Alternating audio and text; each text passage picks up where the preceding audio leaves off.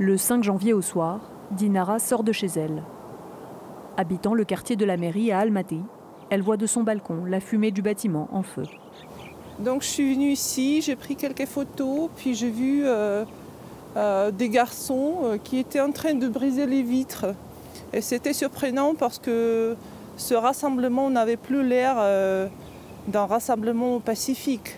Cette nuit-là, le centre-ville est saccagé et le lendemain, des cadavres jonchent les rues. Comme d'autres, Dinara ne comprend toujours pas ce qui s'est passé.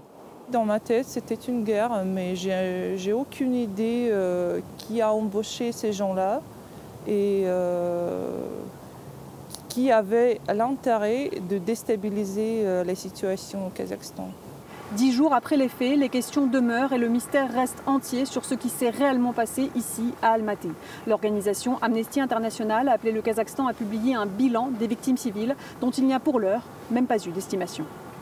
La chaîne de télévision publique Almaty TV a perdu l'un de ses chauffeurs et un technicien a été blessé. Une balle a traversé. Ah non, c'est de l'autre côté. Vous voyez, c'est là. Il y a plusieurs impacts.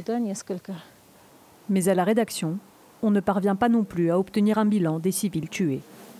Nous avons demandé aux autorités et je vois que dans notre chat de journalistes, certains demandent aussi, mais il n'y a pas encore de réponse.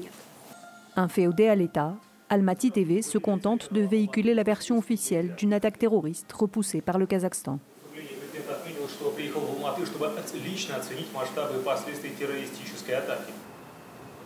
Ex-colonel du KNB, les services de sécurité kazakhs, Boladbek Boulgakbayev n'y croit pas une seconde.